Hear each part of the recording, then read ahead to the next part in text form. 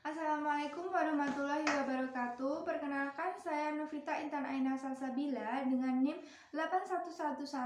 81114200389 dari Rombel 7 mata kuliah Hukum Internasional Jumat pukul 1 siang yang akan menjelaskan tentang kekosongan hukum internasional dalam menghadapi permasalahan kudeta di Myanmar.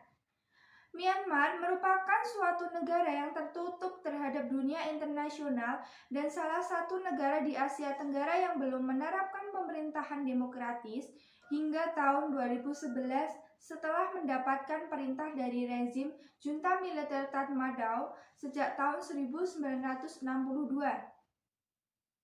Dalam sistem politik Myanmar, terdapat kekuatan militer yang menggeser pelaksanaan sistem demokrasi parlementer yang telah dianut oleh Myanmar sejak lepas dari jajahan Inggris pada tahun 1948.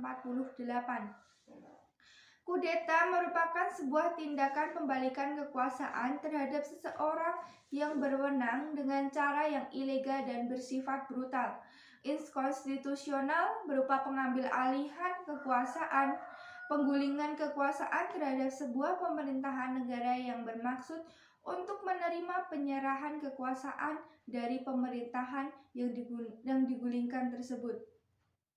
Kudeta biasanya muncul karena sudah tidak adanya kepercayaan terhadap pemerintah yang didasarkan kepada keadaan negara yang memburuk di berbagai sektor.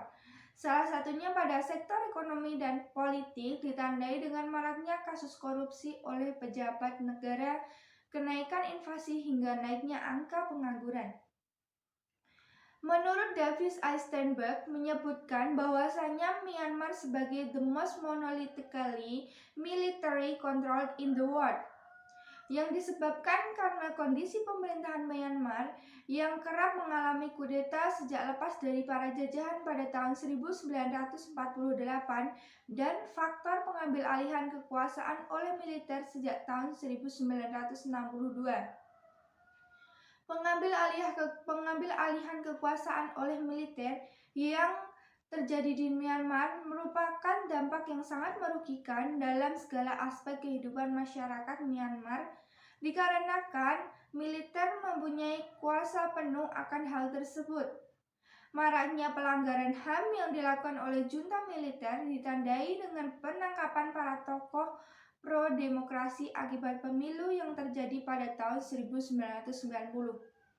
Nah, bagaimana kasus kudeta Myanmar dalam perspektif hukum internasional? Menurut hukum internasional, hanya negaralah yang memiliki kedaulatan, yaitu suatu kekuasaan tertinggi yang tidak berada di bawah kekuasaan negara lain, dan memiliki hak-hak berdaulat yang diakui hukum internasional.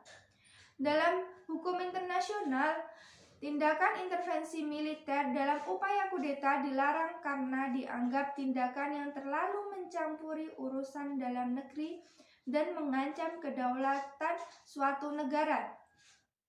Piagam PBB ataupun ASEAN hanya mengatur prinsip kesetaraan di mana semua negara berada dalam posisi yang sama dan setara.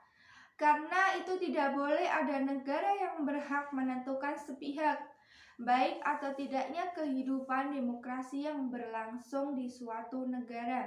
Serta tidak boleh adanya negara yang menilai apakah sistem politik negara lain itu baik atau tidak. Jika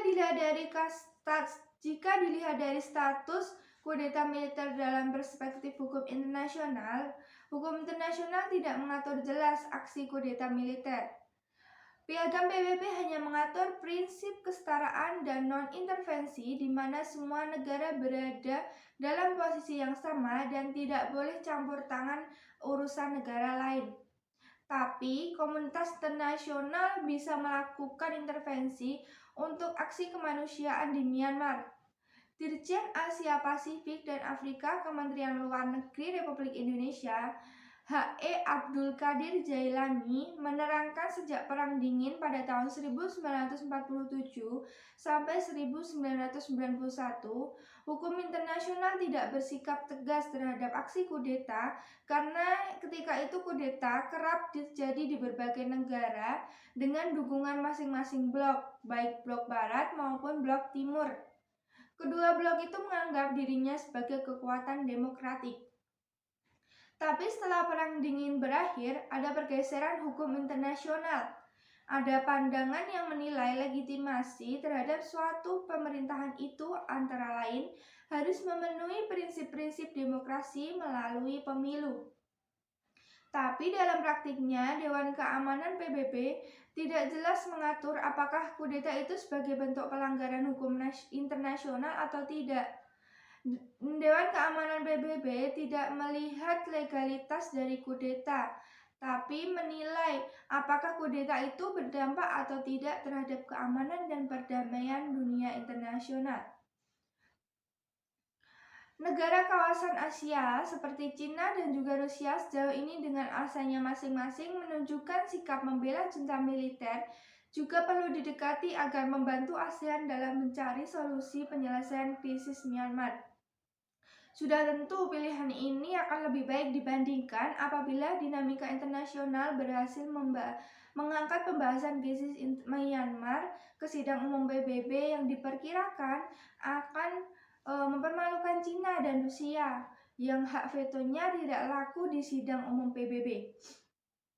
Dengan dukungan lingkungan strategis, penyelenggaraan KTT ASEAN diharapkan dapat menghasilkan kontribusi bagi penyelesaian krisis Myanmar. Misalnya dengan mengusulkan dilaksananya dialog antara pemerintahan Myanmar, pimpinan Presiden Win Myint dan penasihat negara Aung San Suu Kyi dengan Panglima Militer Jenderal Senior Min Aung Hlaing, ditandai unsur masyarakat diwakili oleh tokoh agama. Sudah tentu sebelum dialog perlu dilakukan pemulihan pemerintahan konstitusional, pembebasan seluruh tahanan politik, dan pengampunan terhadap mereka yang terlibat kudeta militer. Untuk kesimpulannya, sejak tahun 1962, Myanmar didominasi oleh junta militer dalam kudeta yang menggulingkan rezim demokrasi yang telah ada sejak kemerdekaan. Titik kontrol militer penuh tidak didukung oleh pemerintahan sipil dan seringkali menciptakan kebijakan yang tidak berada di pihak baik. Kudeta yang dilakukan oleh militer Myanmar terhadap pemerintahan sipil murni merupakan masalah internal di Myanmar. Titik yang terjadi di selama ini telah menjadi isu hangat di seluruh dunia.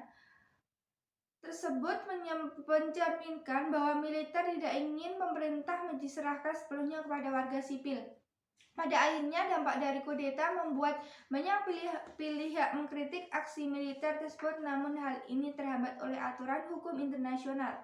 Walaupun dalam hukum internasional tidak ada aturan yang jelas dan tegas terkait kudeta, akan tetapi dapat disebutkan bahwa kudeta di Myanmar dapat bertentangan dengan prinsip-prinsip piagam ASEAN.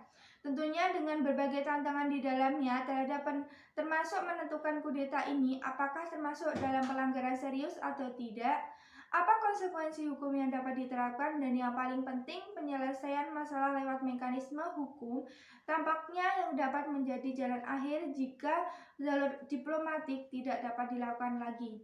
Sekian dari saya. Wassalamualaikum warahmatullahi wabarakatuh.